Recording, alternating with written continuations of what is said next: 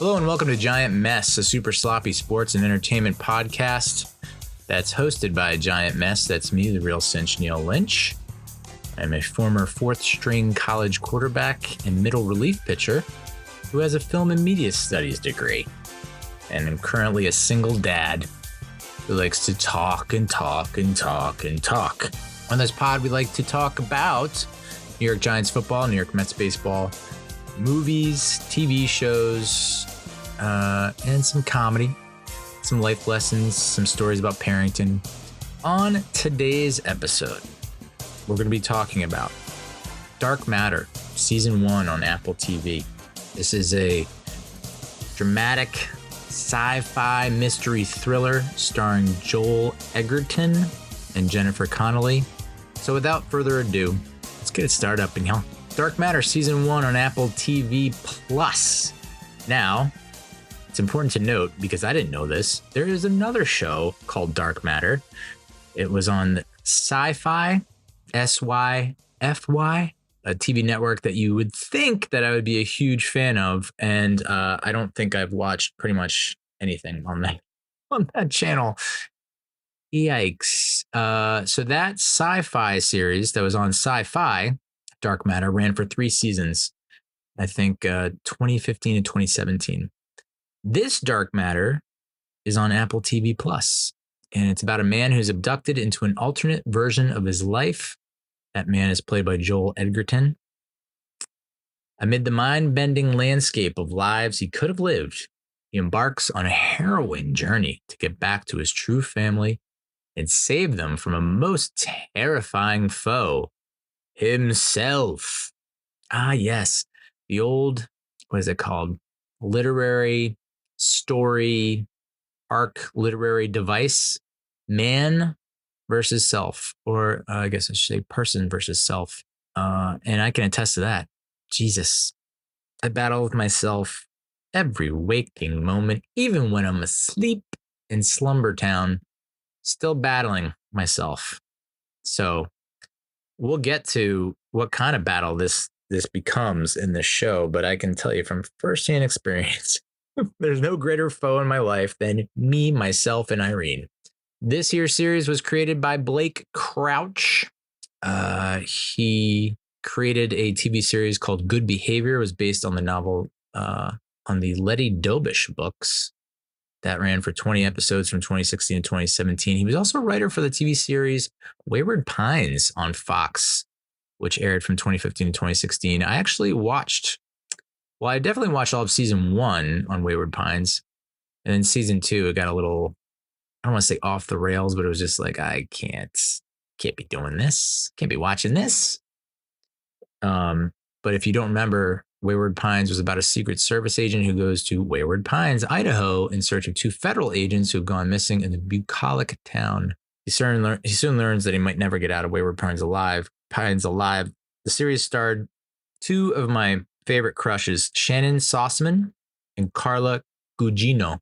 It also had Matt Dillon and Jason Patrick, Oscar nominee or winner Melissa Leo, and Digimon Hansu. So it had a pretty good cast, at least for season 1. Also had Toby Jones, that dude from, I believe he's from Indiana Jones, and a bunch of other really great movies and TV series. Had me hooked for season 1, that's for damn sure. And then there's a little bit of a reveal, a little bit of a twist, and I think I was down for that twist, and I liked how season 1 ended, and then season 2 kind of went in a different direction, and I was just like, I don't know if I want to be doing this. Anyway, that's Wayward Pines. So this Dark Matter series, created by Blake Crouch, who also wrote the novel. So this series is based on his novel. So the series is directed by, had 5 different directors. So we had, first of which is Jakob Verbruggen. He was casting department for In Bruges. Ooh. But he directed a few episodes of The Alienists, which I hear is a pretty decent show. The New Twilight Zone, Black Mirror, House of Cards, and Invasion, a show that I kind of want to get into. It's also on Apple TV Plus, and it's not very highly rated, but it seems like it's all up and down my alley. So that's Jakob Verbruggen, and then you have Roxann Dawson. Roxann Dawson. She directed a few episodes of the series that I never recapped or reviewed, but I talked about a little bit here and there. Foundation, also on Apple TV Plus. So she directed 4 episodes from that series. Also directed a couple episodes of The Americans, Star Trek Enterprise, Star Trek Voyager. Oh no, she was an actress. My goodness gracious, excuse me. She was an actress on Star Trek Enterprise, Star Trek Voyager, Elite Force. But she has almost 60 directing credits to her name. Another director is Logan George. He, I don't really recognize a lot of these credits. He only has 14 directing credits, but I don't really recognize any of those. And then you have Celine Held. I guess maybe she works in tandem. Oh, she directed a few episodes of Servant. That's another series where it's like started hot, really liked it on Apple Plus. I liked season 1. Season 2 is like, yeah, and then I don't even know if it went for a 3rd season, but I just kind of fell off the wagon there. 40 episodes. That's season 4. Holy shit. Yeah, I think I stopped watching in season 3 or at the end of season 2. So that's Celine Held, and then you have Alik Sakharov. Definitely not pronouncing that right. He directed 8 episodes of Ozark, 5 episodes of House of Cards, 4 episodes of Game of Thrones, 38 episodes of The Sopranos. He was a cinematographer for The Sopranos, excuse me. He directed 4 episodes of Invasion, The Witcher, Black Sails. Damn, homie.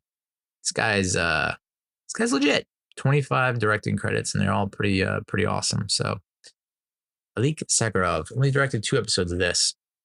The writing credits. You have Blake Crouch, the creator, based on a novel by. You have Megan McDonnell. Let's see what her credits are. Ooh, she wrote 9 episodes of WandaVision. She wrote The Marvels. Yeah, hold on to that name.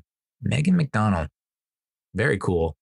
And then you have Jacqueline I read this name and it looks like Berserker, but it's Well, she goes by JBZ, so that's what I'm going to go by. JBZ. Dark Matter is her only writing credit. And then you have Ofordere. Fucking A, dude. She wrote a few episodes of Lovecraft Country, a series that I liked a lot. Came out in 2020. It was on HBO. I don't think Max was a thing yet. Was it? HBO Max? Yeah, maybe. But she's also written a bunch of episodes of Snowfall, which is I hear a pretty good series on FX. So it's Ihuma Ofordere. Then you have their cast. Let's get to the cast. Okay, Neal, Jesus. Joel Edgerton, who I mentioned, he plays Jason Dessen, physicist who in one universe, the universe that Jason 1, we're going to call Jason 1, is in, he's a college professor. And he's not in love with it. Class doesn't really pay attention, but he does it because I guess they imply that he gave up on his dream and he's just kind of doing this because he can, and it's a paycheck and he can support his family that way. Jennifer Connelly, you want to talk about crushes? Good God, Jennifer Connelly. I mean, just wow. That woman. Although there's a scene where she has to run, and I was just like, oh boy. What? I don't know what is going on with me criticizing women running. I did it with Captain Marvel. I did it with Sheriff Joy from Outer Range. That is a deep psychological malfunction on my part. I apologize. She plays Daniela Vargas Dessen, Jason Dessen's wife. Mother to Charlie, played by Oaks Fegley, who I think this is the kid from, if you're a parent like I am, Lyle Crocodile on Netflix. I think he plays the kid that befriends the crocodile. You have Alice Braga as Amanda Lucas. Alice Braga. I believe she was in one of the Predator movies. Probably should know that, huh? Yeah. So if you're like, whoa, time out. Who's Joel Edgerton? Okay. That's understandable. He played Owen in Star Wars Episode 2 and Episode 3, Attack of the Clones, Revenge of the Sith. The Odd Life of Timothy Green, yikes. Zero Dark 30. Warrior, that's when he first popped up on my radar, and maybe a lot of people's radars, was in Warrior. The Great Gatsby. The Gift. Ooh, dude. Pretty decent movie. Plays Gordo in that one. Midnight Special, which is a good movie. It Comes at Night, which is a pretty good movie. Bright, where he plays the troll ogre thing, police officer that teams up with Will Smith, who I've mentioned way too much. Red Sparrow, Gringo, The Green Knight, which is a movie that I am tempted to watch, but I have mixed emotions on it. And then The Boys in the Boat is the most recent credit for Joel. Jennifer Connelly. I mean, if you don't know Jennifer Connelly, dude, yikes. I wish I could help you, but you are beyond reproach. She's been in so many goddamn movies. You might remember her from The Rocketeer in 1991, Mulholland Falls, Requiem for a Dream. I mean, if you're a youngin', or maybe you're just haven't been into movies, but you want to get into movies, this is a movie that you only need to watch once. Requiem for a Dream. You don't need to watch it more than that. That's it. Okay. Requiem for a Dream. She has a scene in that movie that will alter your brain. It will rewire your brain. A Beautiful Mind. Hulk. Well, she had a run right there, huh? Dark Water, House of Sand and Fog, Blood Diamond, Reservation Road, The Day the Earth Stood Still. She cooled off a little bit, but she was in Spider-Man Homecoming, Alita Battle Angel, Top Gun Maverick. I mean, oh boy, Top Gun Maverick. If you might have, like, if somehow she fell off your radar and you're like, oh yeah, Jennifer Connelly, what's she up to? Top Gun Maverick was one hell of a reintroduction to the zeitgeist. She played Penny in that movie, and it's I want to say it was a similar situation to what happened in Indiana Jones, Raiders of the Lost Ark, where it's like the age difference was kind of interesting. Like, it's really egregious in Raiders of the Lost Ark with Marion Ravenwood and Indiana Jones. And then in Top Gun Maverick, it's like, how old were you when you met him? Okay. So, but still, just a goddamn flawless individual. She was also in the Snowpiercer TV series, and she's an Academy Award winner. So maybe you should know her. Alice Braga. Getting back to Alice Braga. City of God, 2002. I Am Legend, 2007. That's probably where I remember her from. She was Ana Montes, I believe. If you have not seen I Am Legend yet, I was obsessed with that friggin' movie for a solid year, 2007, 2008. Stars Will Smith, basically zombies type thing with the virus and what's not. But spoiler, if you haven't seen it yet, Alice Braga's in that movie. Repo Men, not the initial one, the reboot, remake. And then also in Predators, which wasn't a remake, but basically got, some are saying, many have said that Predators got that whole franchise back on track, because it went through a bit of where it was like Alien versus Predator, and it was like everyone was so pumped for that series of franchise, and it kind of disappointed, right? But Predators was kind of like, allow me to reintroduce myself. And it did. Do yourself a favor and watch that movie. That's a good one. And then Elysium, a underrated sci-fi movie that I liked a lot. And then I didn't watch The New Mutants, but she was in the Suicide Squad. Sol Soria. She was also in Hypnotic, which I know it doesn't. That's one of those movies where I think I need to be drunk and stoned, which not a problem. I can do that. But Suicide Squad, 2021's Suicide Squad, not 2016 Suicide Squad. So Very awesome actress. I love her a lot. We talked about Oaks Fegley. Apparently he was not in Lyle Crocodile. I was dead wrong about that. He was in The Fablemans. Pete's Dragon is where I leave you. Oh, he was on a couple episodes of Boardwalk Empire. Interesting. He looks a lot like the kid in Lyle Crocodile. I'll say that. And then Jimmy Simpson. If you are an Always Sunny in Philadelphia fan, as I am, then you know Jimmy Simpson. He plays one of the McPoyles. McPoyle? Yeah, Liam McPoyle. Oh my God, he's so good in that so good in that show. But Jimmy Simpson's good in like just about everything that he does. I didn't realize he was in Loser. He was in Loser, that 2000 movie. Herbie Fully Loaded. The Itty Bitty Titty Committee was an actual movie? Whoa, dude. And then Zodiac, 2007. Date Night. The Big Bang. Abraham Lincoln, Vampire Hunter. White House Down. Under the Silver Lake. And then TV. Got a lot of TV credits besides Always Sunny. My Name is Earl. House, Psych, Party Down, How I Met Your Mother. Whew. Westworld. He was William in Westworld. So that's probably where you might have recognized him or seen him. He was also in Black Mirror, the USS Callister episode, The Twilight Zone, voiced Solar Opposites, The Man Who Fell to Earth, Star Wars, The Bad Batch. And I don't think they have it here. And I don't know why, but he was one of the detectives. Oh, Unsolved. There it is. Yeah. Detective Russell Poole in Unsolved, which basically was about the murders of, well, I guess it really focused on the murder of Tupac Shakur, or the murder of Biggie Smalls, but then the murder of Tupac Shakur, which is a decent show. So that's Jimmy Simpson. And then rounding out the main cast, Dayo Okanai was in C, few episodes of C, and Terminator Genesis. In the Hunger Games, Thresh in the Hunger Games. So it's Dayo. Me say Dayo.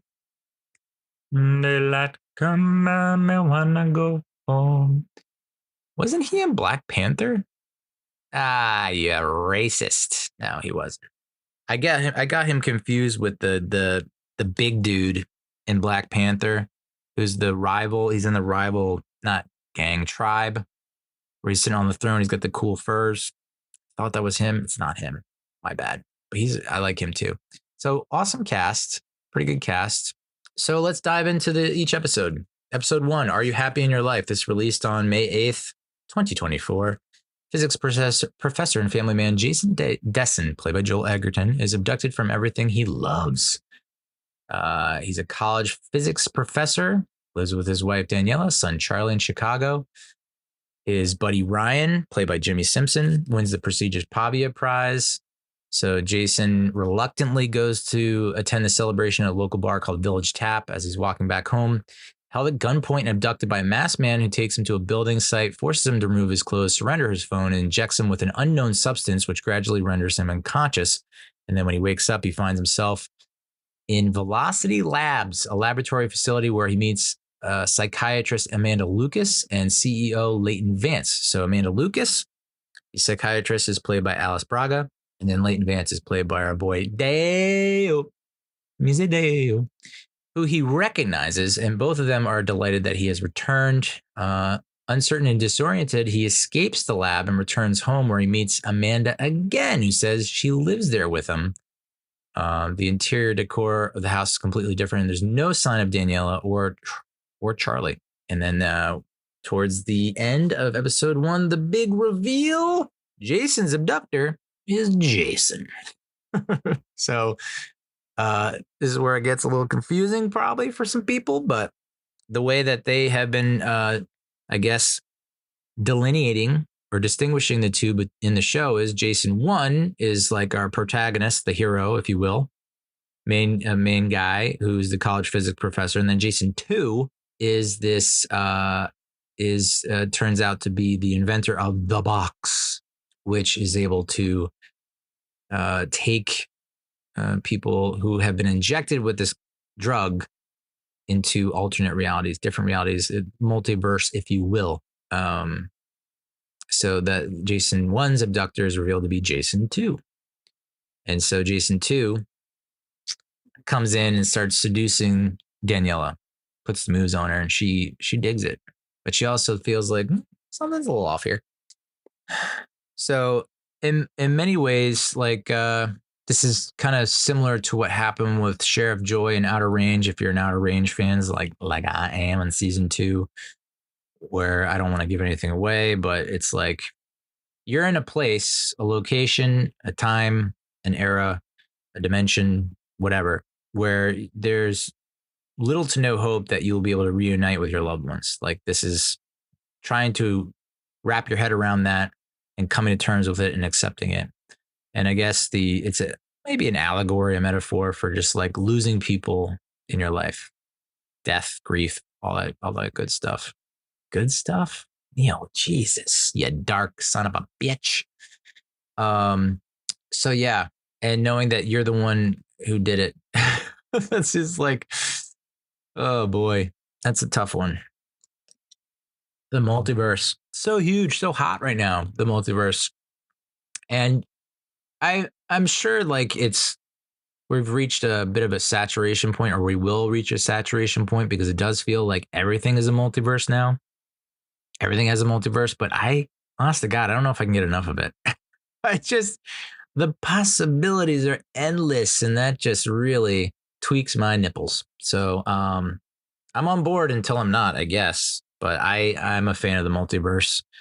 We're now entering what feels like the 4th or 5th year of multiverse, right? Where was it? Where did it really hit mainstream and become really popular? Was it Spider-Man No Way Home? I feel like that might have been it. And then it happened, and then it's just kind of continued on with Doctor Strange. Doctor Strange might have been first. My bad. Doctor Strange was first, and then it was Spider-Man No Way Home, and then it's kind of feels like it's the go-to right now for a lot of sci-fi productions and programs. And it's like, I don't see any issues with it. It really does open up Pandora's box. Now it opens up, a lot of different options that I think about every friggin' day. Like, it's funny how before all this madness, sliding doors was like the go-to example of multiverse, alternate reality type things. But this Dark Matter series takes it to a whole nother level, where it's like I'm a bit confused, because I thought I had it down pat. I had my finger on the pulse, and then now it's towards the end. I was just like, what? So, and speaking of identity, I don't know who I am. I feel like some people get made fun of for having a thing as their identity. Like Peloton is my identity. I'm obsessed with Peloton, or cricket, or aliens. Like that's your identity. Like that's what you like, and I'm pretty sure that's why this podcast is not getting any kind of traction whatsoever. It's because I'm bouncing around from movies to TV to football to baseball to being a single dad to it's just like it's too much for people to wrap to head. Like it's like if it's not their thing, then they're off of it. So something I got to think about for season 5. That's right, folks. Season 5 coming up. I don't know my identity at this point. I don't. I feel like I don't think is it really so set in stone and concrete? I think it's like it changes. I remember my uncle saying, like, he said to me at one point, this was a while ago, I feel like it was 2012, maybe. He was like, I feel like I've lived 7 lifetimes, so it's, your identity is, I don't think your identity is just the one thing. Maybe that's what people see because they don't have the time or bandwidth or whatever to really get to know you and know that there's more to your identity. But I don't know. But that's what I'm struggling with. And I think that's why I identify so much and relate so much with this show is like your identity. It feels like it's been changing from day to day and week to week, month to month, and whatever. That's episode 1. Got a 7.4 out of 10 IMDb rating. And I'd have to agree. I was kind of like, I was on the fence. I think I watched the trailer and I was like, okay, I'm in. And then the episode 1, I was like, well, you got me. And then they released both episode 1 and 2. Did they release episode 3 on the same day? No, they didn't. So just the first 2 episodes, and I immediately watched episode 2. How could you not? Also released on May 8th. The short synopsis: Jason wakes to this is called Trip of a Lifetime.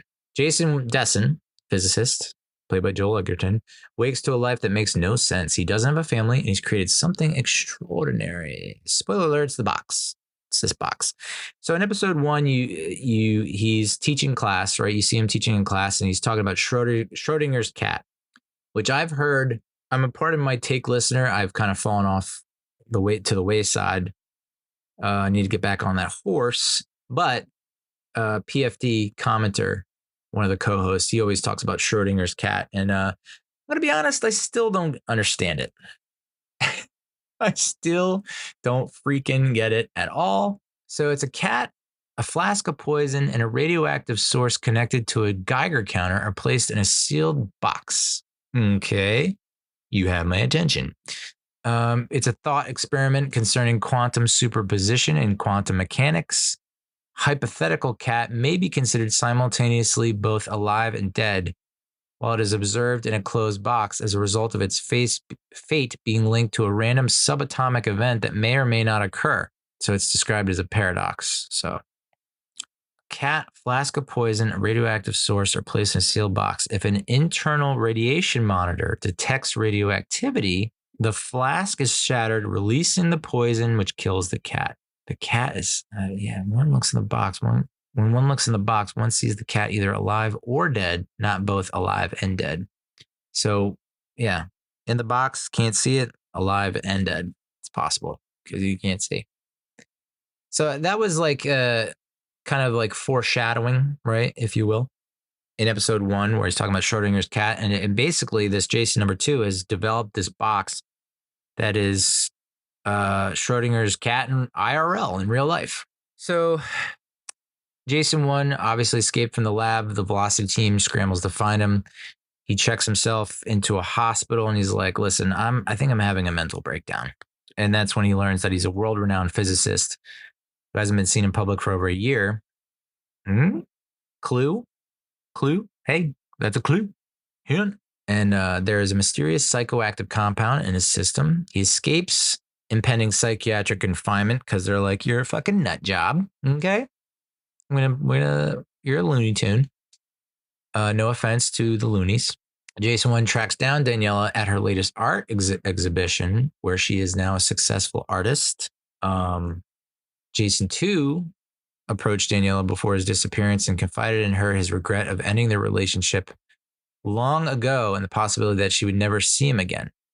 Daniela agrees to help Jason 1 figure out the discrepancies. Jason 1 realizes the past between the Jasons diverged when Daniela became pregnant. Jason 1 decided to stay while Jason 2 decided to leave. Jason 2 settles into his blissful life with Daniela and Charlie, where it's like he's done it, right? He's succeeded. He's made up. He had this regret that was buried within him deep and has, I guess, gnawed away at him. Despite all this success, Jason 2 chose to pursue his passion or this passion project, if you will, and made this huge creation and becomes famous for it. But he lost his girl in the process, Daniela. So now he is able to have her back again. But it's like so much time has passed. So much time. Say 15 to 20 years, in that range. It's a lot of time. And this motherfucker just thinks he's going to waltz in and just pick up where the other Jason 1 left off. He's just going to do a little research here and there, and he's not going to get caught in the act, which is, that is some bold shit right there. The bold move. Cotton, let's see if it pays off. Interesting that Daniela, I guess you'd say Daniela 2, single Daniela, artist Daniela. The artists in both universes, quote unquote, is her and, I guess because they're high, right? They're smoking up and drinking and high. Her, Ryan, and Jason are smoking up and getting high. And so it's like, that's why I think they're a little more open-minded and accepting of like, oh, he's just high, you know? But we do wrap up episode 2 with I did not see this coming by a long shot, but this Dawn, who is, I guess she works security for Velocity Labs, is able to track down Jason at Daniela's apartment and busts in, shoots Daniela squaw in the forehead. That was jarring, unsettling. Did not see that coming. Did not think that was going to happen. Shocking, to say the least. Yeah, that really, it was like, well, and now I got to wait a week. Like, how dare you? But at that point, it was officially hooked. This episode 2 got a IMDb rating of 7.8 out of 10. Episode 3, The Box, released on May 15th, 2024. Leighton and Amanda show Jason his groundbreaking invention. Daniela and Jason 2 throw a dinner party, which, I've kind of been in, not to say that I am Jason 2 or want to be Jason 2. I guess I wouldn't mind it, but he does what I do when I'm having, when I'm going to a party where I haven't seen a lot of people in a long time and I need a refresher. Where it's like you're just like on Facebook, you're on all the socials, just trying to like catch up on what's going on. Like, oh, what's their kid's name again? They have 3 kids now. So been in Jason 2's shoes, but the fact that he's just so nonchalant about it and just casually thinks that he can just catch up is like banana land. So Dawn, after killing Daniela, captures Jason 1. And so he agrees to work with him, claiming he wants to regain his memories. So at this point, the whole Velocity team, Amanda, Leighton, Dawn, they all think this is still Jason 2 from their, like, who is essentially Jason 1 in their universe, their world. Which is so funny because my daughter speaks like that. She thinks she has a cousin who lives in South Carolina. And so she says, what is it like in his world? I'm like, whoa.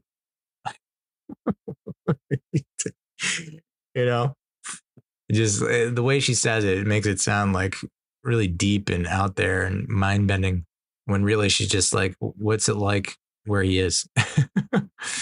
So they still think that he is their Jason 1 is their Jason, that whole Velocity team. And so he ends up studying Jason 2's research and realizes he discovered a method to travel between alternate dimensions inside an enclosed metal box, injecting the traveler with a chemical compound that inhibits certain areas of the prefrontal cortex that will induce a state of superposition in the box's interior, which will facilitate the travel. You get all that?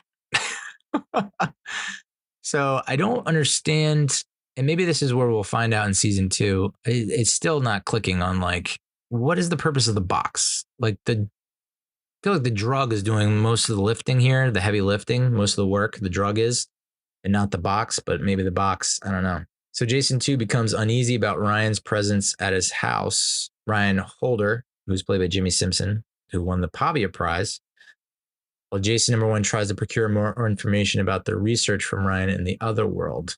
So that's a key point that eventually kind of sends Jason 2 over the edge. And we'll get to it. Jason 1 is discovered as an imposter, right? So they finally find out that Jason 1 is not their Jason.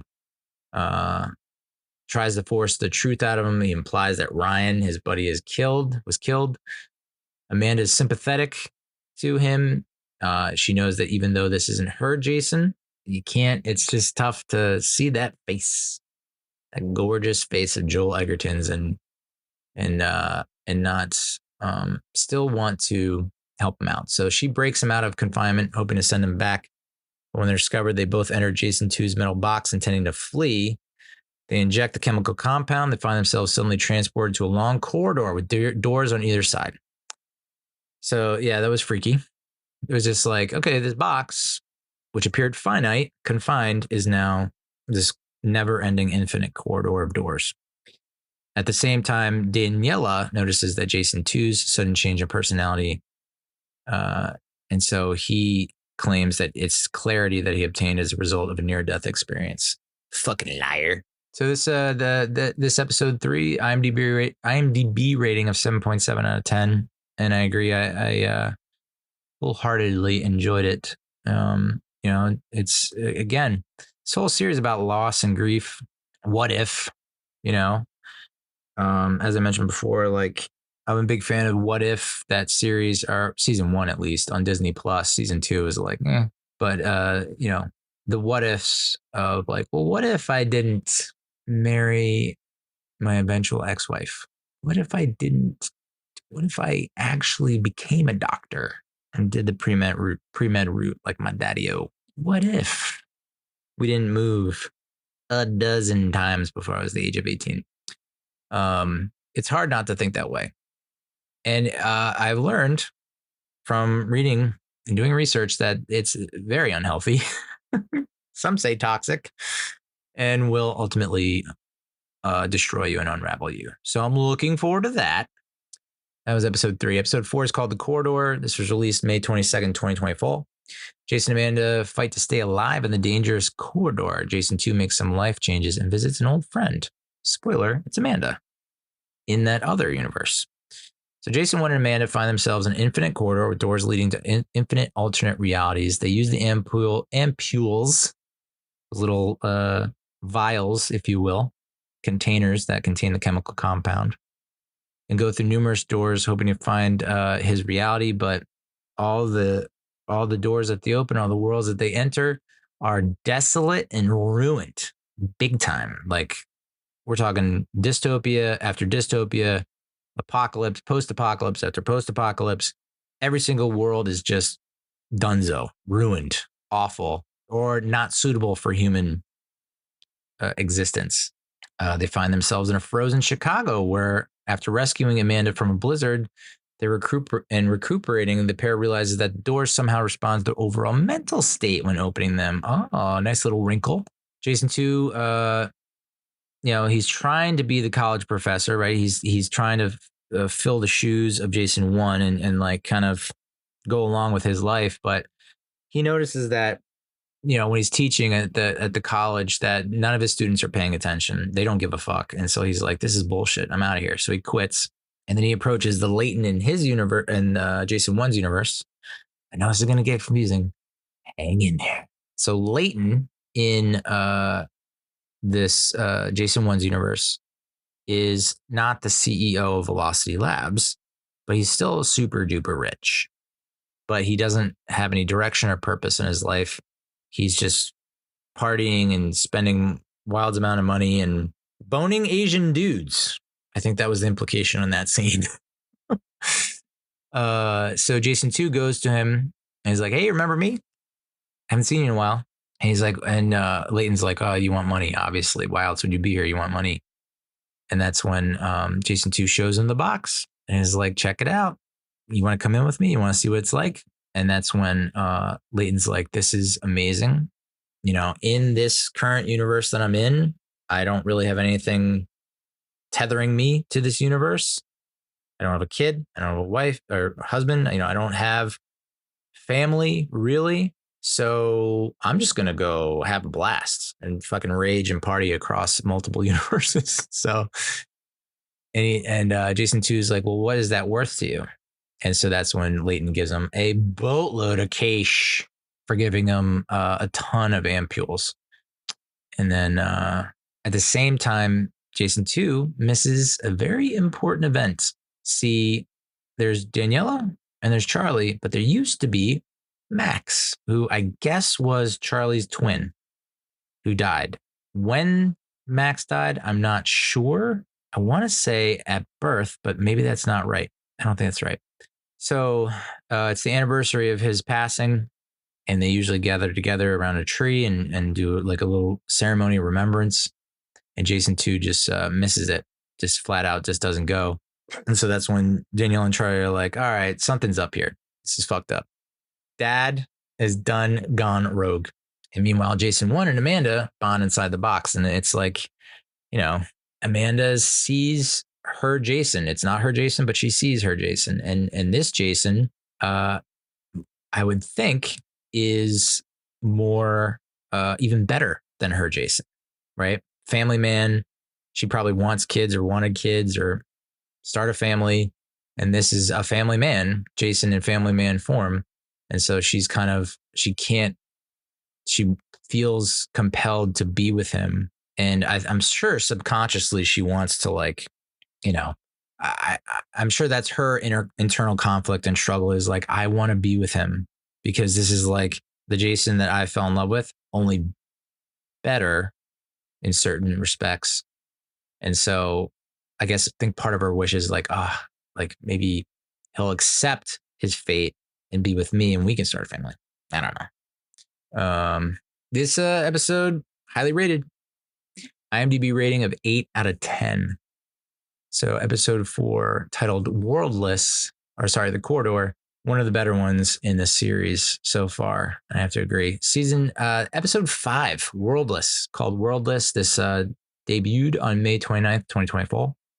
As they learn more about the box, Jason and Amanda see alternate versions of their lives. Jason 2 begins training a potential investor. Yeah. So yeah, Jason and Amanda are learning more and more. You know, it was a bit rocky at first. They nearly lost their lives multiple times. They discovered that their emotional state is tied to what's beyond that door.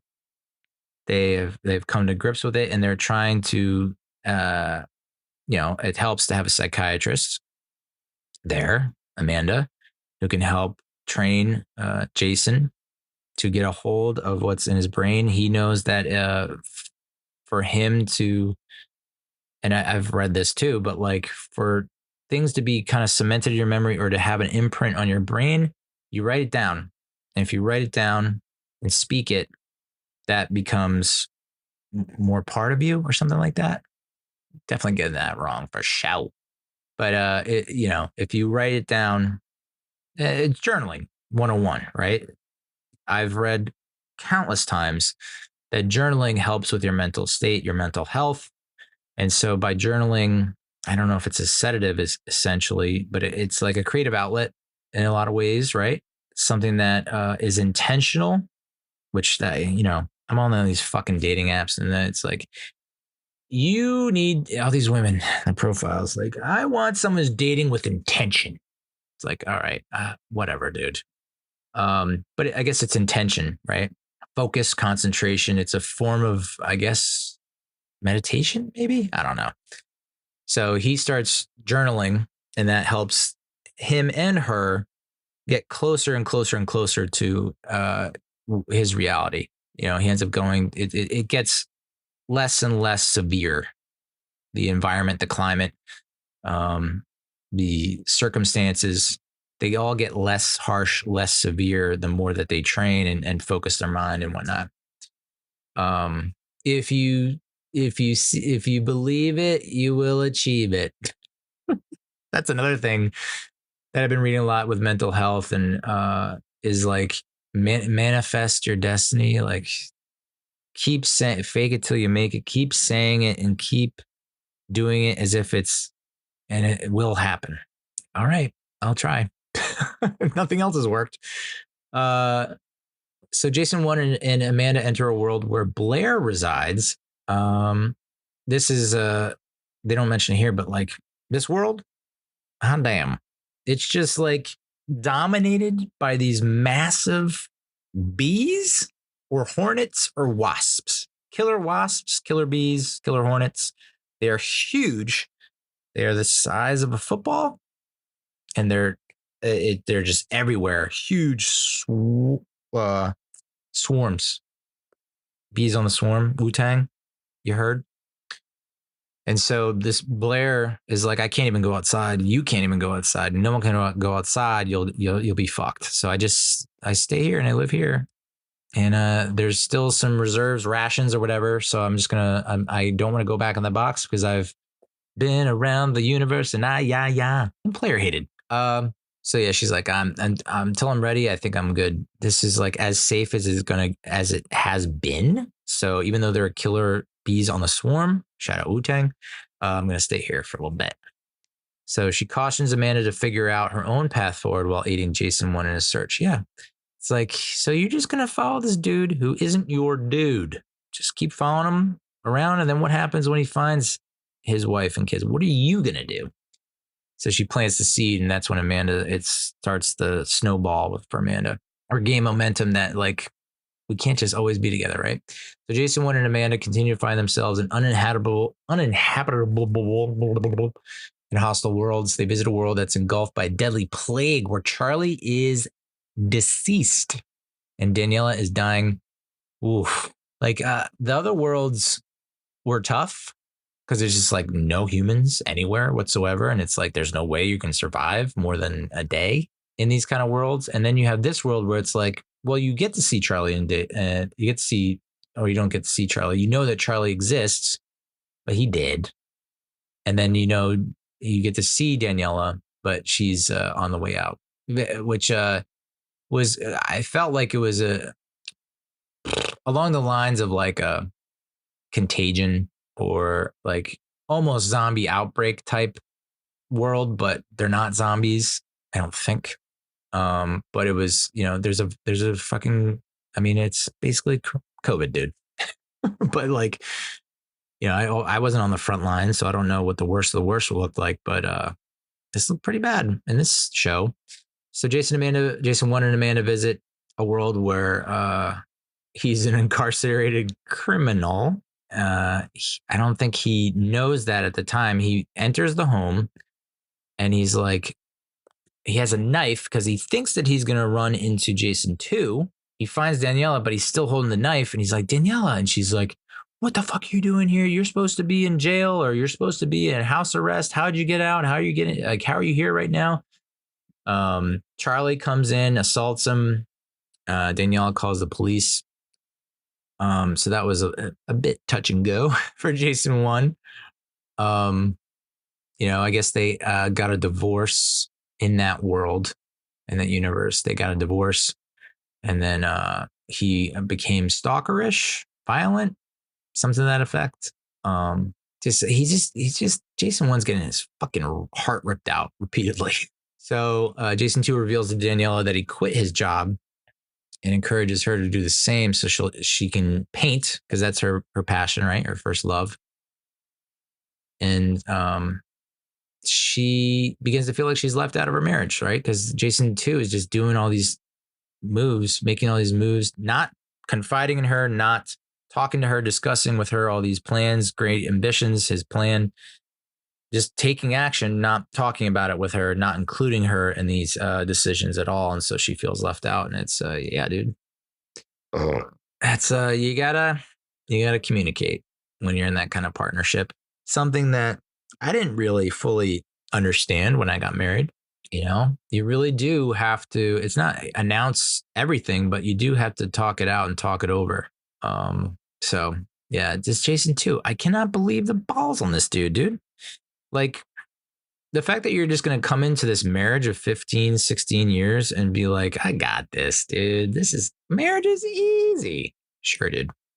To secure Layton's funding, Jason number 2 visits his world to procure amples and learns that Jason 1 and Amanda escaped via the box. So I don't know what he thought was going to happen. For realsies, what do you think was going to happen? Like, you think that Jason 1 is going to go into your world and he's just going to be like, oh, okay, yeah, I guess I'm this famous scientist, no wife, no kid. Yeah, let's do this. So I don't know. I don't, like, what was his plan? Maybe they'll reveal it in season 2. If it gets a season 2, I don't know.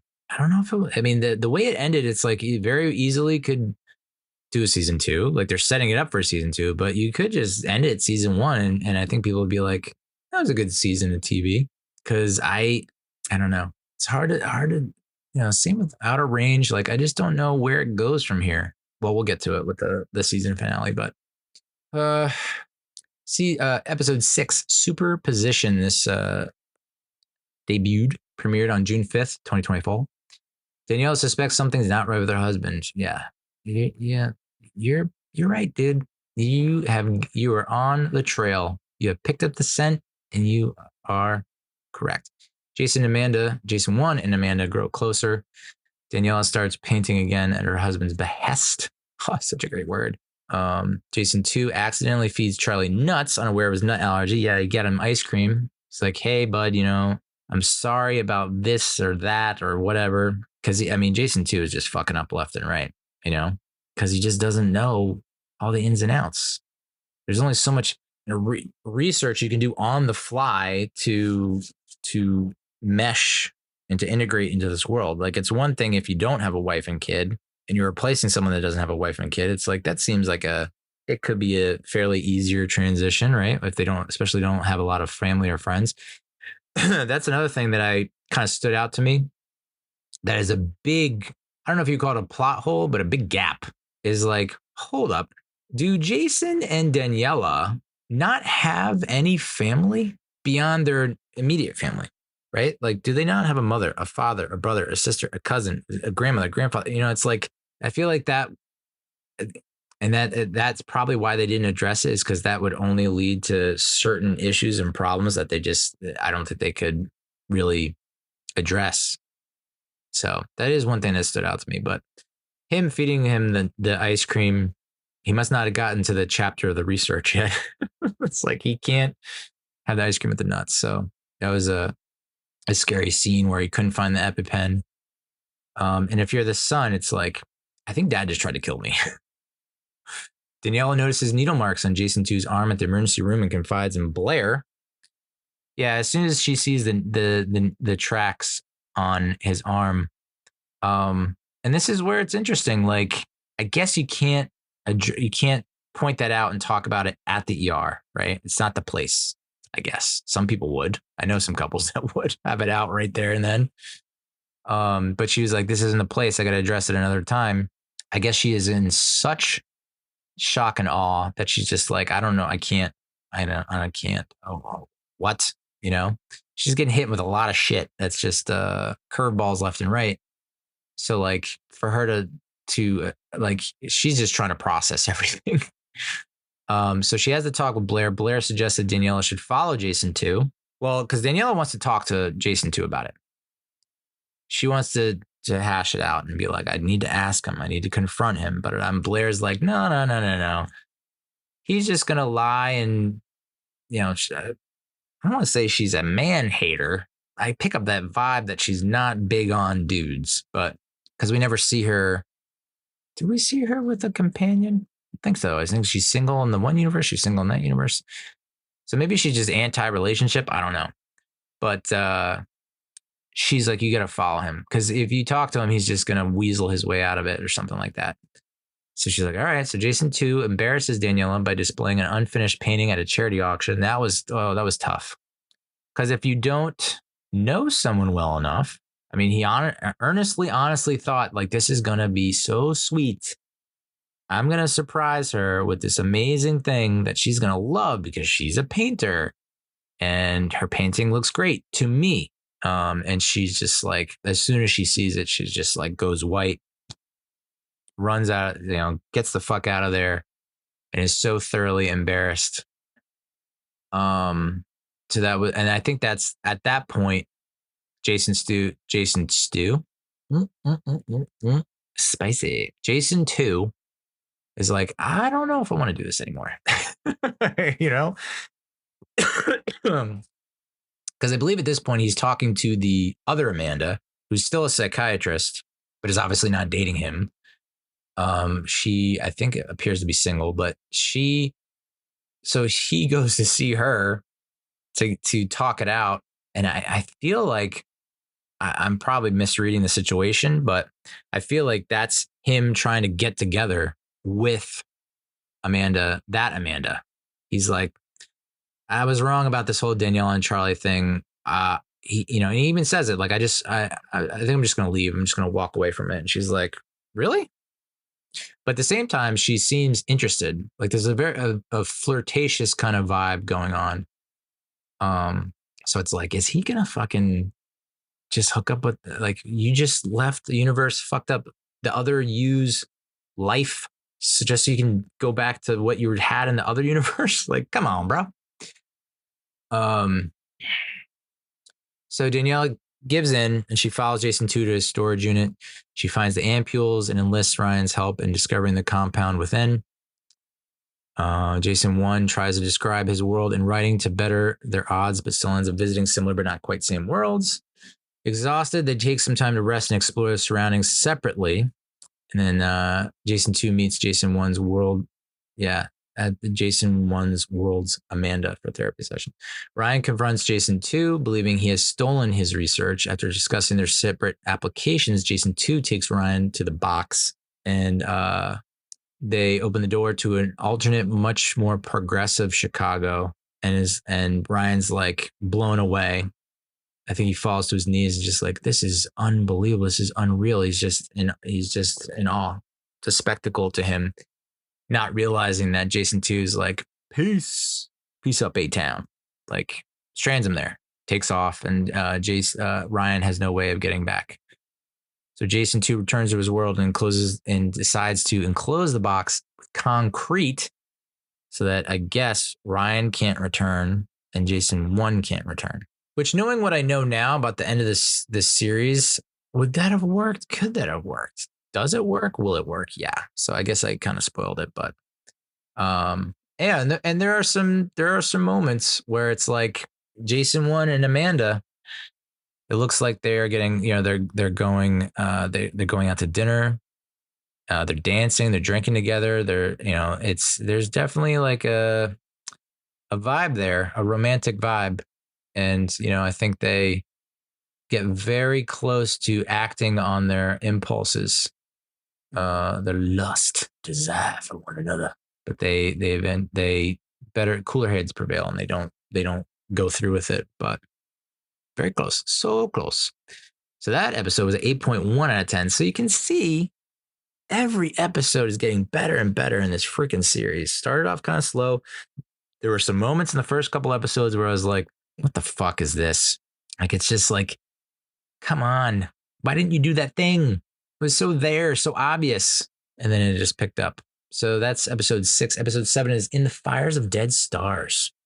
This was premiered on June 12th, 2024. AD. Jason and Amanda visit a breathtaking world. Some might say a alternate progressive Chicago. Ring a bell? And so to hide the truth from Daniela, Jason 2 takes desperate action. So Jason and Amanda go to this like amazing progressive Chicago.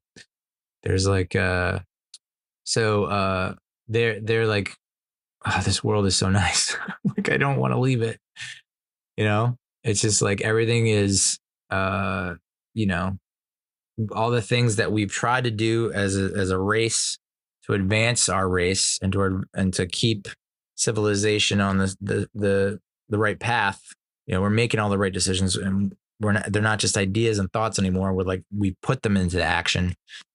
I'm sure that I don't think the people that would be offended by that are watching this series.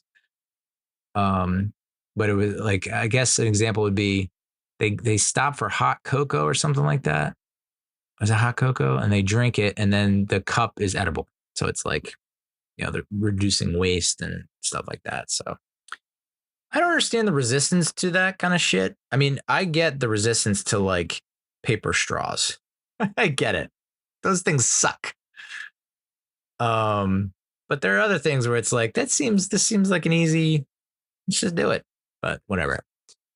Daniela becomes increasingly suspicious of Jason 2. No shit. The detective visits the Dessen household twice to inquire about Ryan, who has been reported missing by his girlfriend.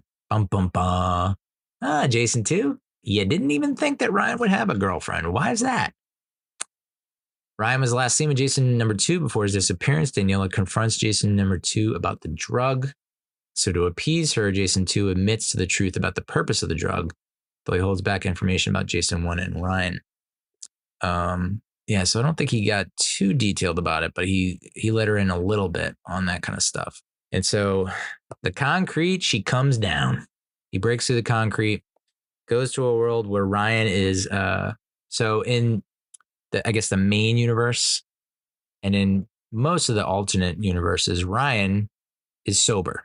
He was heavy into drinking, I guess, in high school. And then He went stone cold sober in college when he met Jason and Daniela, I believe, and I guess Leighton. And then in this universe, Ryan did not go straight, did not go to college, just ended up becoming an alcoholic, just in drinking himself into a stupor and not being quite as successful as he would be if he had given up the booze. And so I think in that universe, Jason has never met Ryan because they met in college, and Ryan didn't go to college because he was drunk. So meanwhile, hey bro, that's all college is being drunk. That was 4 years being drunk constantly. So you'd fit right in, dude. So Jason 2 gets him wasted and takes him from that universe and then puts him right back in his apartment in the main universe to kind of stave off the dogs, right? Get the detective off his trail, off his path, which I'm sure will go swimmingly. On Amanda's professional recommendation, she and Jason number 1 visit a much more sustainable, progressive Chicago to give pause to their month-long fight or flight state of being. Amanda claims when choosing the world, she didn't think about people, but of ideas and concepts that would make a world more worth experiencing. They explore the world, briefly separate, and meet in an upscale restaurant where, after doing her due diligence, Amanda informs Jason number 1 that she has decided to stay behind.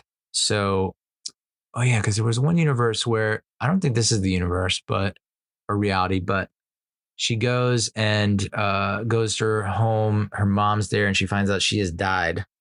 So the mom's like, "Oh my God, are you a ghost? Are you an angel? Like, what's going on?" So couldn't stay there.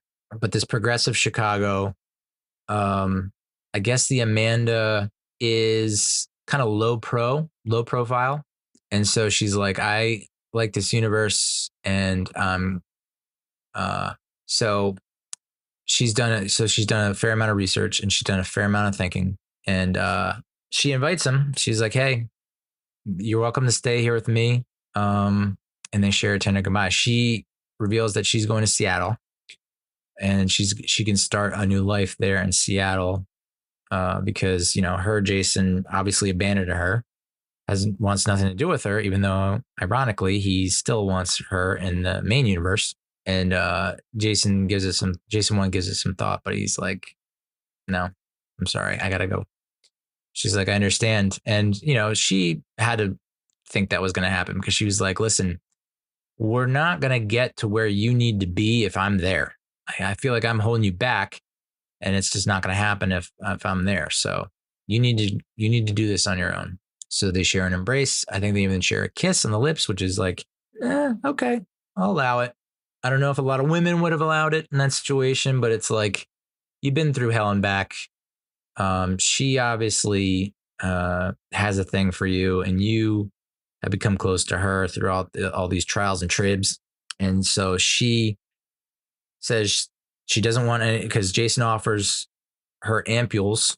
So if she changes her mind, she can go to another reality or find him again. I don't know. And so she's like, no, and declines it. And while they're hugging, he sneaks one of the last ampules into her purse. So without Amanda, our brother, our boy, is able to get back to his universe, the one he belongs in, the one he was born and raised in and grew up in and lived a life in. And it starts with the village tap, right? He's looking around, he sees the village tap, he sees that it's the right color of the sign, right? Because in previous worlds where it was similar Chicago, it was like a different color, different design, whatever. It was like a wine bar, or, it wasn't what it is in his main universe, but he sees that sign, he's like, "Oh shit, I think I've done it." Enters, and in a previous episode, we see him go up to the bartender, and the bartender has no idea who he is. And so he's really bummed because he's like, this is not my universe. He goes into this one and the bartender instantly recognizes him. And so he knows, he's got a pretty good feeling that, okay, I think I'm in the right place.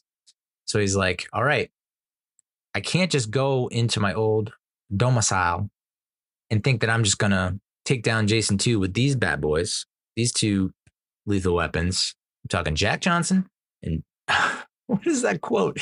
I never get that quote right. Speak. It's speaking to the microphone. I think it's Joe Dirt, right?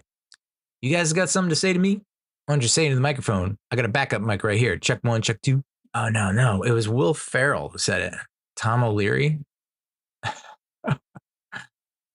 Is this it? I think this is it. Delicious, but it is filling. Oh yeah, it's this. It's the scene where an Anchorman where he's driving down the road, the highway. He says the burrito is filling. He throws the burrito out. Jack Black is on a motorcycle, entirely way too close to Ron Burgundy in that situation, driving next to him. So Burgundy throws the burrito out the window, hits Jack Black. He crashes. Jack Black confronts him and he's like, what the fuck is going on? And then we get. Shopper before I start. If you want to throw down, this becomes fine. I've got Jack Johnson and Tom O'Leary waiting for you. Jack Johnson and Tom O'Leary. I think they're boxers. I don't know.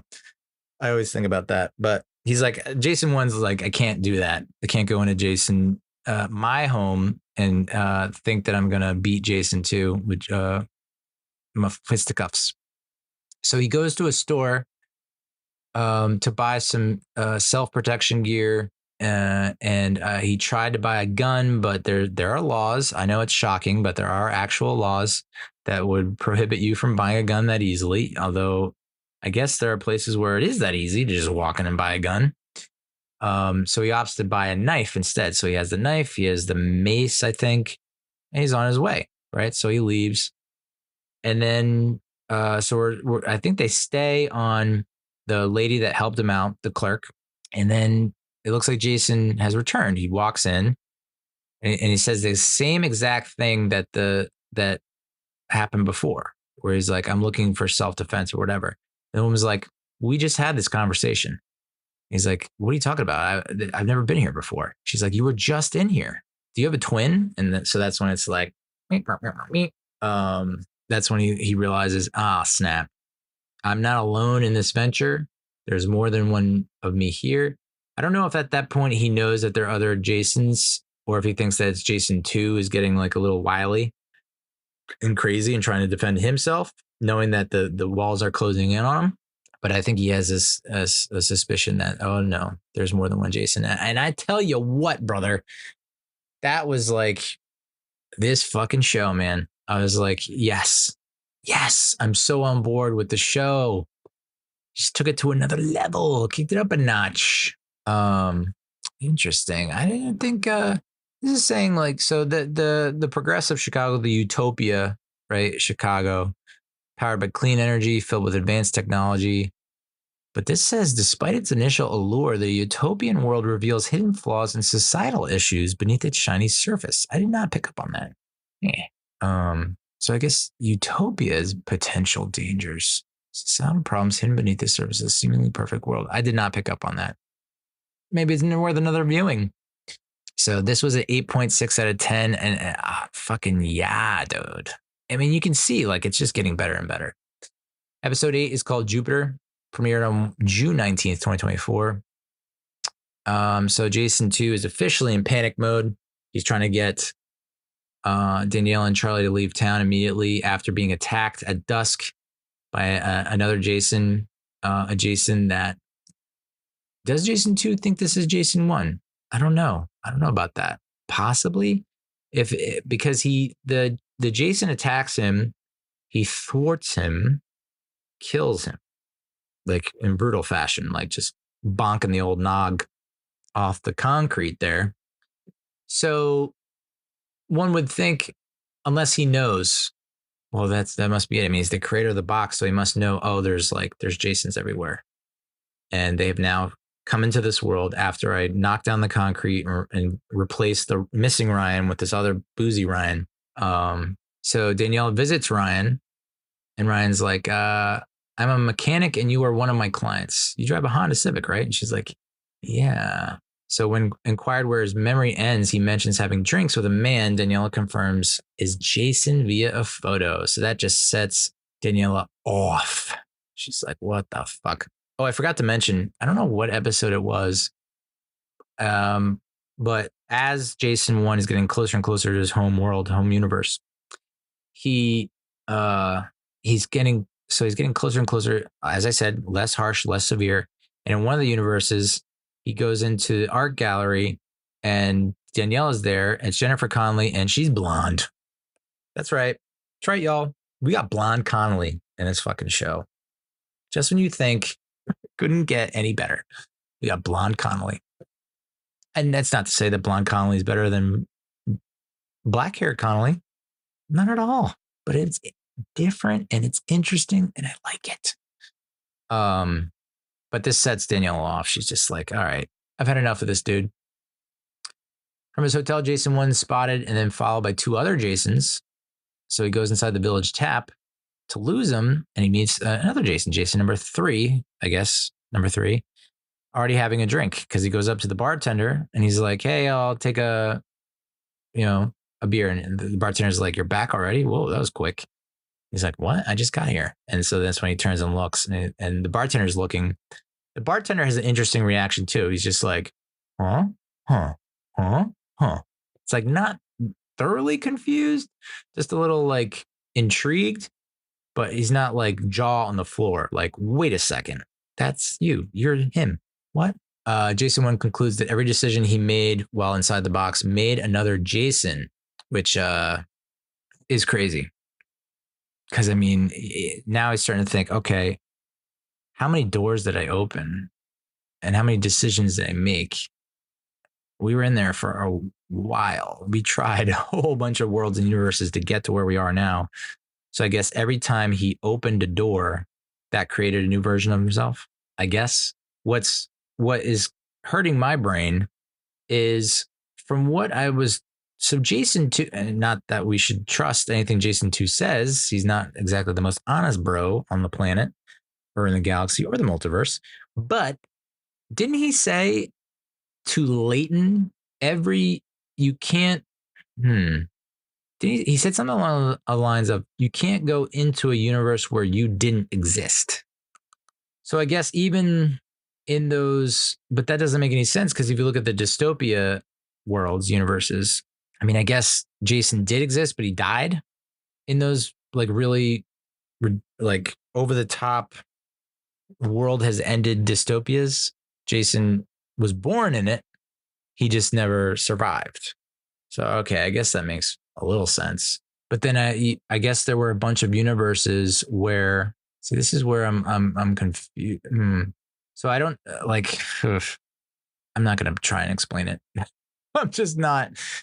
That was like, oh, fuck. So now there's like a ton of Jasons. So I guess all the Jasons who made the right choices have all ended up back in the main universe in Jason 1's world. And so after briefly discussing it, or how to kill Jason 2, Jason 3 is like, hey, you don't go near my wife. Like, I'm the one who's going to be with my family. I've worked too hard. I've fought through too much, been through too much shit to not be with my family. And so Jason 1's like, there's a little bit of a predicament.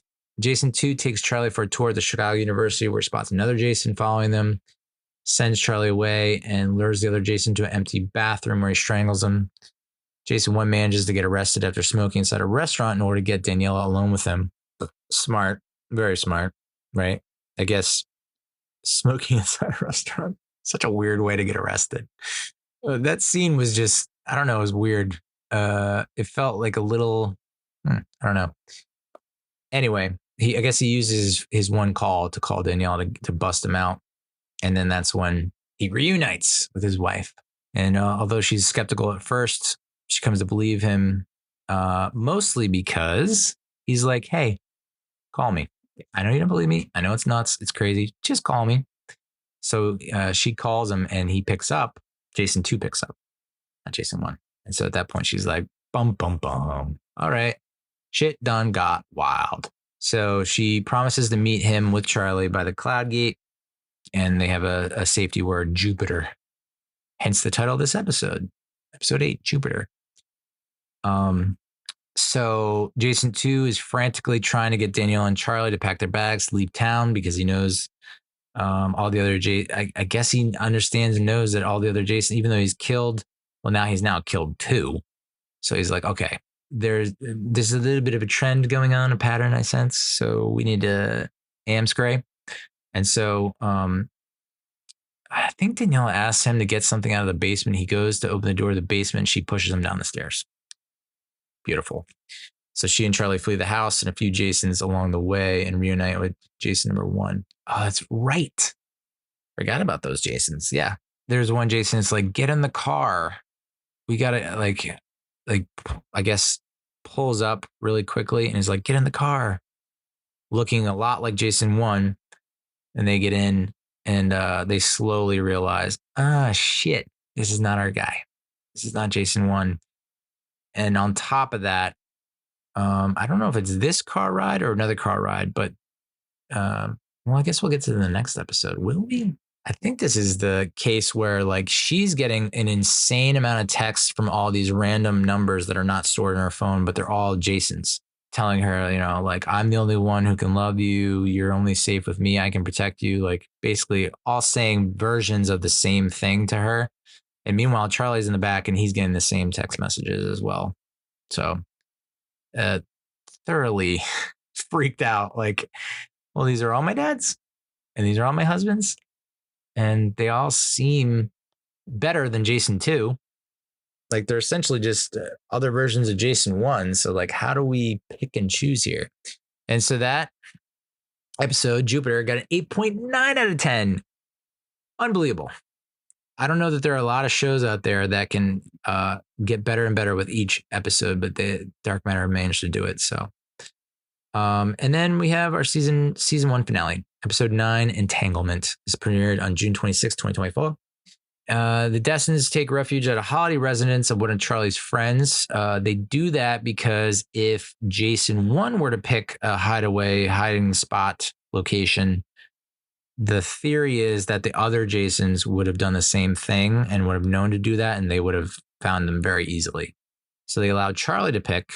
And so he picks like one of his rich friends' holiday chateau mansion type thing. And so that's when they're able to take some time to bond and catch up. Jason 1 and Daniela kind of get closer, intimately, romantically, bonding more. But Jason 1 is still supremely freaked out, especially after he finds an online message form, which is so funny. Like all these other Jasons got together. I think there's like 55 other Jasons. And they've all gotten together on this online forum, and they're all having like stalkerish type like tendencies. Like, did you see them here? I saw them here. I got a photo. I got a video. And so they're all talking it out. But at the same time, it's like none of them, there's no plan. It's like it's a race against time to find Daniela and Charlie first so that they can steal, you know, I don't know what, if you're Jason 42, what are you thinking? You know, it's like there's fucking so many other 51 other Jasons.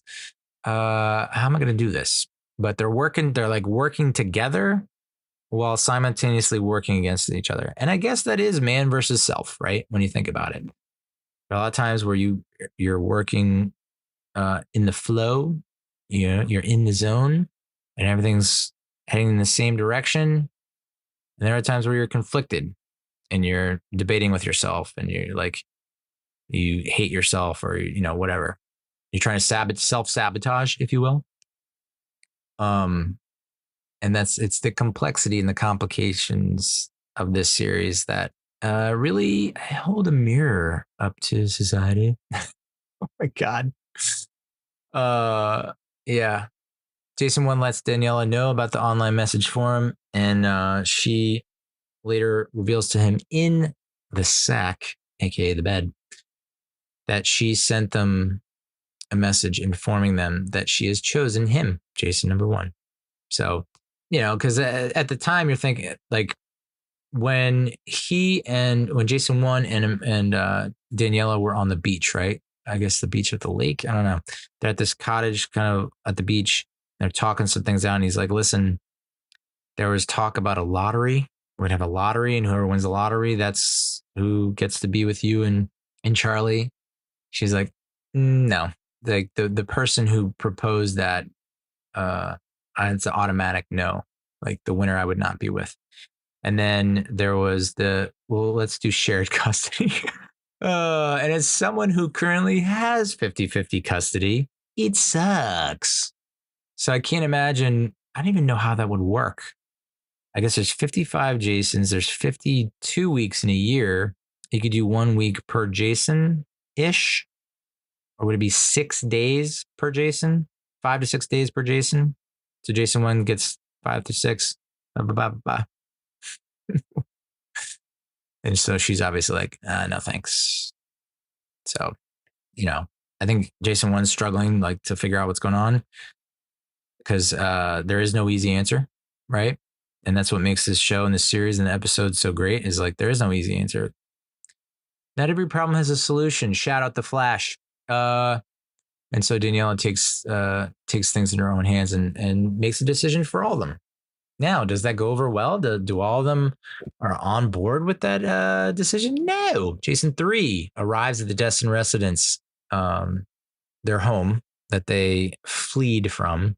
So Jason 3 arrives there. He beats up and restrains Jason number 2. Meanwhile, Blair shows up. So in this universe, Blair is a lawyer, environmental lawyer. Whereas in the Jason 2 universe, she's like working for Velocity Labs, I believe. Anyway, so Blair is trying to find Daniela because Daniela is not picking up her phone. Jason 3 is basically torturing the piss out of Jason 2, beating him up, tying him up, really just working him over, which he deserves, correct? So Jason 3 is hoping that Blair will help him track Daniela down. So Blair arrives at the house and finds Jason 2 inside a closet, all tied up and bloodied and bashed.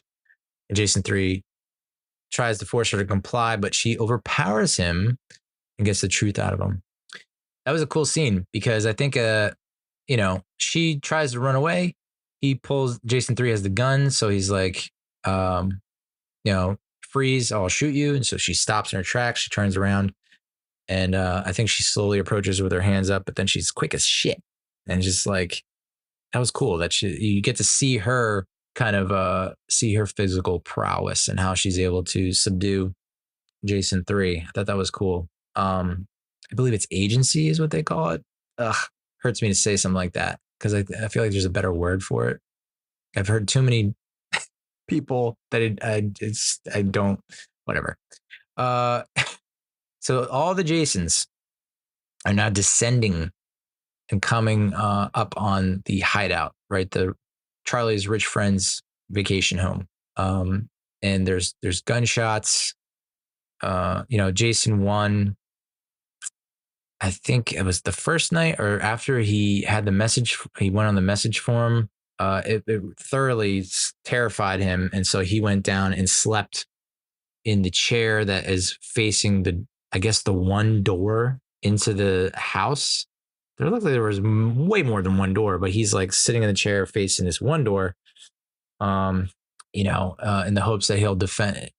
You must defend this house. And so, but he fell asleep, as we all do. I would have done the same thing. I think I've told this before. I can't do all-nighters. It's just not my DNA. I'm supposed to do it as part of a pledge event. I'm a frat guy. Who gives a fuck? And it was like you got to basically a scavenger hunt, and it's like this crew is going to go to DC, this crew is going to go to Philly, this crew is going to go to, I forget what the third location is. Maybe it was just 2. And you have to check all these things out the list. And I remember I don't even think it was that late, and I was just like, I'm going to take a nap. And everyone's like, oh, fuck you, Neal. But ultimately, I think that strategy does pay off if you rotate shifts and take shifts napping. Maybe that was it. We just took shifts. Yeah. Justification.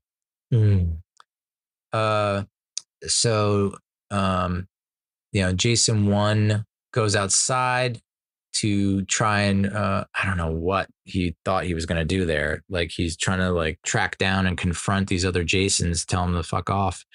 But he comes across a Jason that's on the ground and has been severely wounded and can't get up and it needs saving. There's another one. I mean, there's gunshots everywhere. So like, that was ooh, baby, horror central, deepest fears come true. Just like there's a bunch of really pissed off dudes that are surrounding your place. They all have weapons. They all want you dead. Cool. And that's when I guess one of the other Jasons breaks in and is able to pin Jason one to the ground, is about to basically off him. And that's when shots ring out. Boom, ba da ba ba ba. That Jason falls dead to the ground. And we realize that it's Jason 2. So Blair set Jason 2 free, which I was like, nah, Blair, what are you doing? You got it all wrong.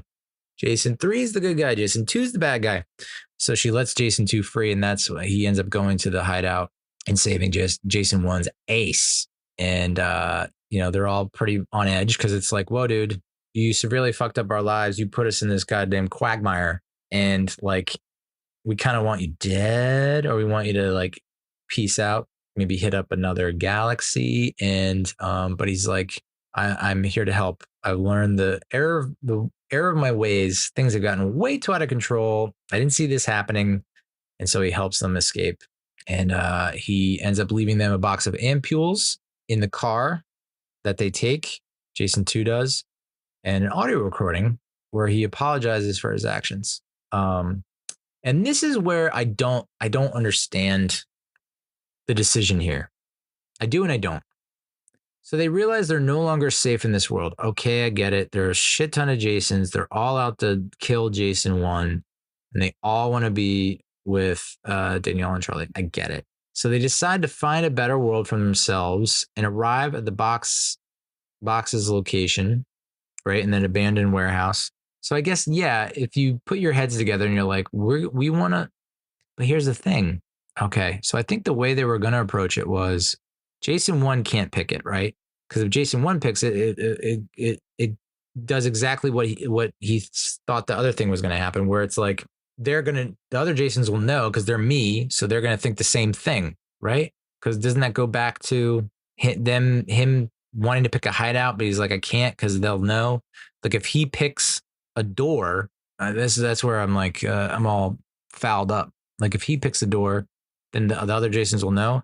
But if Daniela picks a door or if Charlie picks a door, then they won't know. I guess that's the thought. Anyway, they get to the place where the box is, and it's just filled with Jasons. One of the Jasons takes a lead and convinces the others to let the Dessens go. So hard to believe that all those Jasons would be on board. So I guess, I mean, we don't, I guess we don't really know how many Jasons there are, but there's 55 or so in that online forum. So we know there's at least 55. We know that a whole bunch of them went to that hideout and probably got killed, but some might have survived and are still on the hunt. And so all these other Jasons that are at the box are there to say goodbye. All of them? I guess it's possible. How many were in there? I feel like there was like 20 some odd Jasons. There were a bunch. And I guess there were some varying levels and degrees of like, some had fully accepted this and are saying goodbye. Some know that they have to say goodbye, but are still reluctant in holding on to it. But I just can't imagine. I mean, think about bachelor parties. Okay. If you have a bachelor party with like 3 dudes, pretty much you can get things done and you can stick together.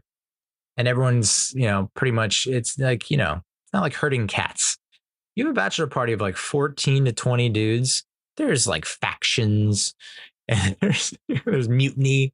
It's like the more people you get involved in that kind of thing, the higher chance that there's going to be some splinter action, some splinter factions or groups. So the fact that they all were on board with that is like tough to accept, but I think maybe. And they made it, I think they kind of tried to address it by having like a bunch of the Jasons say like, please don't go. Or like, Danielle, I miss you. Or Charlie, I love you. Like they're all saying things and they're all trying their best to like, hold back and restrain themselves. But so yeah, they're in the corridor. They take the drugs. They're in the corridor with the infinite doors, and they open a door and they walk through the doorway, and we don't know where they're going. So I guess that's season 2. We'll find out where they went.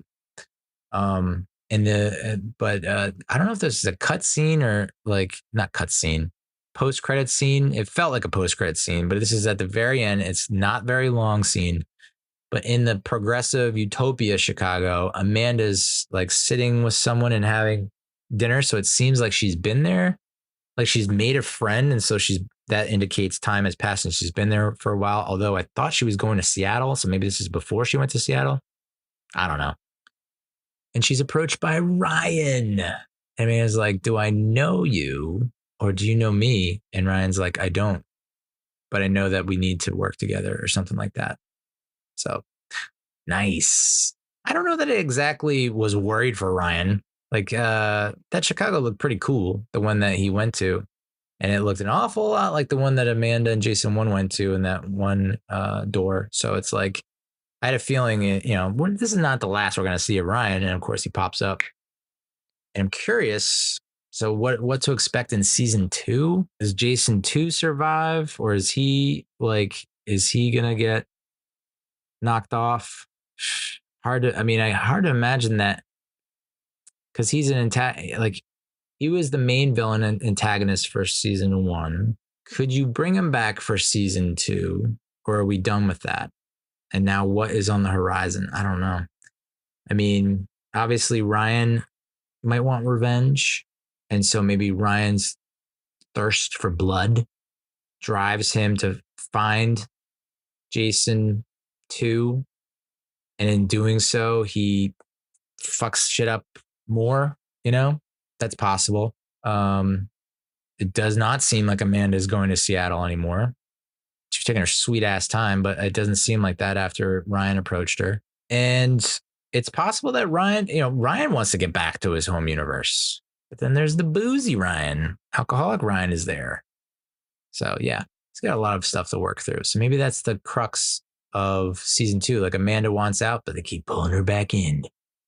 And like, great for Jason, Daniela, and Charlie. Maybe they find the utopia, or maybe that's the struggle, is trying to find a world where it'll work.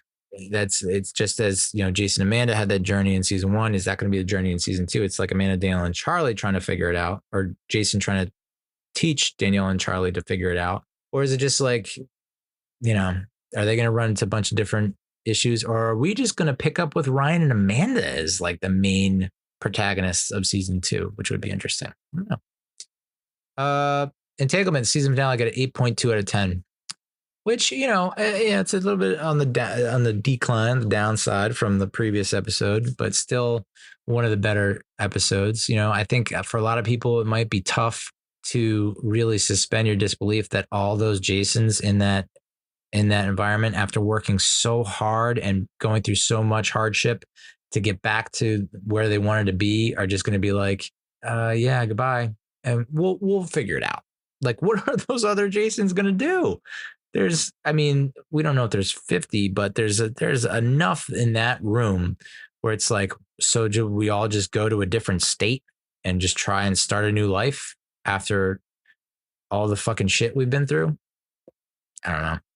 I would have a feeling that it's like Jason 2 might have come to terms with everything and accepted everything, and is willing to take the punishment coming his way. I guess this would free him up to get with that main universe is Amanda, but like all these other Jasons, like what the fuck are they gonna do? So I don't know. The critics' consensus on Rotten Tomatoes: 61% of top critics gave this season a favorable review, which I think is, I don't know, stinks. I mean, I'd have to read some of the reviews, which I should have done, maybe, but I have a feeling that it's maybe a little too convoluted for them. And there are, certain not loopholes, but like plot holes or things that happen where it's like, they kind of cheated, right? They cut a corner there. They didn't work through it the way that a good story would. They kind of either glossed over it, or there was like I don't want to say, what's the literary mechanism device. Vox Machina? No. Do Ex Machina? Where it's like, it's just a little too, oh, this is a little too easy and simple. Like it's just divine intervention, that kind of thing. Meanwhile, 82% of all critics gave it a favorable review. So top critics gave it a 6.4 out of 10 and all critics 6.9 out of 10, which feels low. I mean, you look at the IMDb ratings that we were going over, none of them were below a 7. They were all, the lowest was a 7.1 or 7.4 and the highest was a 8.9. So I don't think it ever cracked a 9, but it came close. So I mean, I think it's a 7. The overall season is a 7.4, I think, on IMDb. And I give it an 8. I'm a sucker for this kind of shit, man. And then 82% of audience members on Rotten Tomatoes gave it a favorable review, but there was no rating there. So maybe over time, I after thinking about it, because I did rate in the heat of the moment, post-coital, if you will. So I think that's why I gave it an 8, but maybe it is closer to a 7. But I think if it's 7.5, 7.6, you got to go with 8. So yeah, that is season 1 of Dark Matters. I tried pitching this to a buddy of mine at a happy hour. I was like, yeah, you gotta watch it because it is one of the most watched shows on Apple TV. I don't know how much that's saying. I don't know the numbers behind it, but it is one of the most watched shows on Apple TV. Apple TV also just sent an email saying, hey, you know how you were paying $69.99 a year? Nice. We're going to jack it up to $99.99 a year. I was just like, $30. Okay, sure. And that's after there was, I think the initial first season Apple TV that I paid for was like 40 something a year. And that wasn't that long ago. I think that was like 2 years ago, 3 years ago. And now it's double. Fucking A. Everything is getting more expensive, like wildly more expensive. And I have until July 26th to decide to renew. And, I know $100 can seem like a kind of a big chunk, but you break it down over the year and I guess it's not that bad. It's still better than Netflix. I can't believe Netflix has the fucking gall to charge $21 or $22 a month. What? And you are blasting the competition out of the water in terms of subscribers. So why are you raising the prices, dude? And they're introducing ads. So you're paying for the service and they're just like, well, you know how you were paying less and didn't have ads? Well, now you're going to pay more and we're going to give you ads. It's like, what the fuck is going on here? So yeah, I mean, I don't know if it'll get a season 2. I don't know if I read anything about a season 2. Let me go back to the wiki real quick. I guess on Metacritic, it had a weighted average of 63 out of 100. So I don't know that there's any real, I don't know if it's going to get renewed. If it doesn't get renewed, still a pretty good season of television. Not every series has to go 5 seasons. No, I'm not talking to you. I'm not talking to you. God, Siri, you're so desperate for affection. Well, at least you accept it. All right, that's the show. That's the episode. Thank you for listening. Thank you for watching. What is coming up in future episodes? I did just finish Invincible season 2, so I could throw that out there. The New York Football Giants are on Hard Knocks for the first time ever. That debuted tonight, or what is now last night, July 2nd. So I'll be tuning into that, and I don't know if I'll give a full-on breakdown or review episode by episode, maybe. And then I have a shit ton of movies that I watched that I should get to. Monkey Man with Dev Patel. I know is that his name? Probably not. Jesus. Hitman with Glenn Powell, which was far exceeded my expectations. That's on Netflix. Monkey Man was on Peacock. Godzilla -1, finally on Netflix, and it lived up to the hype. so goddamn good. And it makes me wonder, and I guess that's a good example of like, okay, so there can be a Robert Pattinson Batman, and then there can be James Gunn's Batman. It gives me hope. That's like, I guess those two can coexist, even though I favor the Godzilla -1 universe and even the Monarch series on Apple TV. I favor those two much more over what's going on in the film world, in the film version of or not the film version, the Warner Brothers version of Godzilla, which that Godzilla versus Kong, or Godzilla times Kong, or with Kong, the second one with the both of them, that is now going to premiere on Max, stream on Max, July 4th.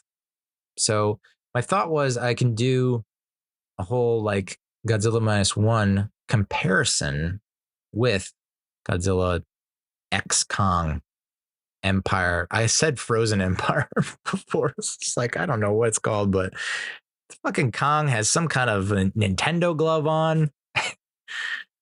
Godzilla dyed its spikes. You know, it's just, I don't know. But so I will watch that streaming, and we'll do a little comp there. I thought Monkey Man versus Hitman would be an interesting comp. Mix it up a little bit. And I also have a lot of life coming your way. Holy shit, dude. I'm going to Narragansett, Rhode Island on Friday. 4th of July coming up, where I have some stuff in the works with my daughter. And then that Friday, going up to Narragansett to visit my lifelong buddy, childhood buddy, guy I grew up with and his family. And then going to Block Island next day. So it's going to be I'm trying to pack a lot of shit into 48 hours. That's what she said. So yeah, a lot of life. Got to catch you up on that. It's like 3-4 months of stuff that's been going on. I'll try and condense into a 4-hour episode. And yeah, Hard Knocks, Monkey Man, Hitman, Madame Web. Finally got to see that on Netflix. That's also it drives me up a wall that Madame Web is one of the most watched movies on Netflix. But to see Atlas, that sci-fi movie with Jennifer Lopez, as like it just crossed 1 billion minutes on Netflix. What the fuck is going on? And now it's like, I guess I have to watch it. I watched the trailer for that and I was like, this is no, thank you. And I don't think it has great reviews or ratings, but it's like, I guess I kind of have to check it out. And I guess that's what Netflix has become, is pre-streaming, pre-internet. We're talking like when I was in high school or even before that, going to Blockbuster. And you go to Blockbuster and you're looking through all the cassettes, and there are a lot of cassette tapes that you recognize. You're like, oh yeah, I remember that. I remember I didn't see that in the theater, but I could watch it now. I could rent this tape. And then there was a whole bunch of tapes where it's like, what the fuck? Like Samuel L. Jackson is in this movie? Bruce Willis is in this movie? I have never heard of this movie in my life. How the hell? Like A-list actors in movies you've never heard of. Even if you're a movie savant, buff, whatever, you've never heard of any of these movies. That's what Netflix feels like now. It's just like they just get these A-list stars, but then they make these kind of passable movies. Like you'll watch it from start to finish, but you're not gonna like go nuts about it. I don't know. And we're gonna charge you $22 a month. Cool. Well, which I guess, you know, if you do the math on like, if I rent a movie every weekend, which I pretty much did through most of my younger years, and each rental was how much? $5? That's about $20 a month. So yeah, I guess, yeah, Netflix figured it out. Kudos to them. So yeah, thanks. Gracias. Grazie. Prego. We'll talk to you next time. Adios, muchachos.